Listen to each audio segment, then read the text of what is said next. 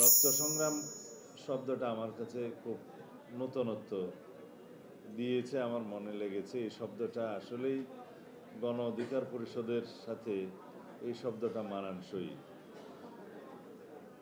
ছাত্র অধিকার পরিষদের গঠন থেকে, সংগ্রাম থেকে আজ পর্যন্ত রাজনৈতিক দল হিসাবে পরিণত হওয়ার পর থেকে গণ অভ্যুত্থান পরবর্তী পরিস্থিতির এই সময় পর্যন্ত কেবলই সংগ্রামের ইতিহাসের নাম ছাত্র অধিকার পরিষদ, গণ অধিকার পরিষদ।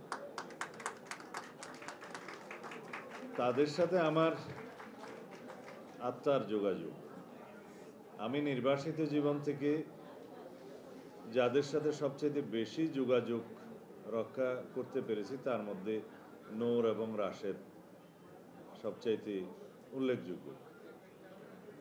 তাদের মাধ্যমে আক্তারের সাথে যোগাযোগ হয়েছে ইনডাইরেক্টলি, সরাসরি আমি আক্তারের সাথে কথা বলতে পারিনি। ছাত্র গণ অভ্যুত্থানের রক্তঝরা দিনগুলোতে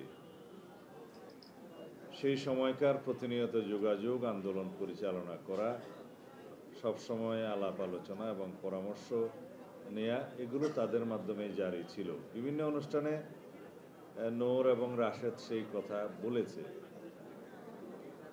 আমরা বিএনপি, ছাত্রদল, যুবদল এবং অন্যান্য অঙ্গ সংগঠনের পক্ষ থেকে সেই ছাত্র গণ অভ্যুত্থানের বিভিন্ন পর্যায়ে কিভাবে অংশগ্রহণ করেছি এবং কিভাবে অংশগ্রহণ করতে হয়েছে, সেই আন্দোলন কিভাবে সমন্বয় হবে তার অনেকটা সমন্বয়ের দায়িত্বে নূর এবং রাশেদ ছিল। তাকে অ্যারেস্ট করার পরে তার টেলিফোনে একটা আমার মেসেজের কারণে তাকে খুব বেশি নির্যাতন করা হয়েছে, সেই মেসেজটা আবিষ্কার করার কারণে। রাশেদ তো তখন এমন অবস্থা যে পালিয়ে বেঁচেছে এবং তার পরিবর্তে বিশ্ববিদ্যালয়ের একজন শিক্ষকের মাধ্যমে আমার যোগাযোগ রক্ষা করতে হয়েছিল। এখন তিনি আইসিটি কোর্টের একজন আইনজীবী। এই কথাগুলো হয়তো ইতিহাসে এইভাবে লিপিবদ্ধ থাকবে না, কিন্তু এগুলো আমাদের ছাত্র গণ অভ্যুত্থানের সফলতার পিছনের বাকি অনেকের মতোই ইতিহাস।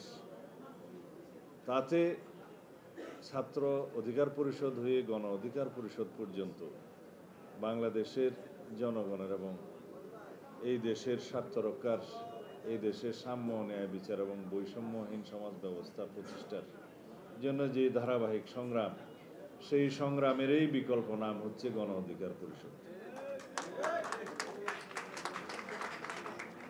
আমি এই মূল্যায়নগুলো এই জন্যেই করতে চাই যে আমাদের দেশে মূল্যায়ন করা এবং অ্যাপ্রিসিয়েশন, সেটার বড়ই অভাব। রাজনৈতিক সংগ্রামের ইতিহাসে বিগত 16 বছর 17 বছরের যে ধারাবাহিক সংগ্রাম, সেই সংগ্রামে যতগুলো রক্তের সিঁড়ি নির্মিত হয়েছে তার মধ্যে গণ অধিকার পরিষদের নির্মিত সিঁড়ির সংখ্যা কম নয়। এখনো পর্যন্ত নুরুল হক নূরের কেন জানি আন্দোলনে, সংগ্রামে প্রহৃত হওয়ার একটা ইতিহাস, সেই ইতিহাসে নূরের দীর্ঘ অবদান আছে। এখনো পুলিশের লাঠি আর নূরের পিঠ, এটা যেন একটা বিশাল সম্পর্কের বিষয় হয়েছে। এটা আমাদের জন্য অতীতে গৌরবের ছিল, বর্তমানের জন্য গৌরবের নয়। এই সময়ে কেন সেটা হবে? ফ্যাসিবাদী শাসন আমলে ফ্যাসিবাদী বাহিনীর হাতে প্রহৃত হওয়া আন্দোলন সংগ্রামের জন্য একটা গৌরবজনক বিষয়, কৃতিত্বের বিষয়, কিন্তু এখন সেটা নয়, এখন তার উল্টা। আমরা কামনা করি এই 24-এর গণ অভ্যুত্থান পরবর্তী সময়ে কোনো রাজনৈতিক নেতৃবৃন্দ রাজপথে এইভাবে প্রহৃত হবে না। যে কোনো আন্দোলন সংগ্রামের অধিকার আদায়ের জন্যই তো আমরা রক্ত দিয়েছি। আমরা রাজপথে কথা বলার জন্য, দাবির আদায়ের জন্য, সংগ্রামের জন্যই আমরা, গণতান্ত্রিক অধিকার আদায়ের জন্যই আমরা রক্ত দিয়েছি। সুতরাং ভবিষ্যতে যাতে রাজপথে জনগণের কথা বলার অধিকার, সংগ্রামের অধিকারের উপরে কোনো রকমের হামলা না হয় সেই চেষ্টা আমাদেরকে করতে হবে। অতি অবশ্যই রাষ্ট্রের আইনশৃঙ্খলা রক্ষাকারী বাহিনীর একটি ভূমিকা আছে। সেখানে কিভাবে বল প্রয়োগ করতে হবে সেটা জাতিসংঘের স্ট্যান্ডার্ড ফলো করতে হবে, যে কোন মাত্রার বল প্রয়োগ কোন সময় কিভাবে প্রয়োগ করতে হবে। আমরা এই অধিকারগুলো এবং এই আইনগুলো বাস্তবায়নের জন্যেই ভবিষ্যতে আমাদেরকে কাজ করতে হবে। এখানে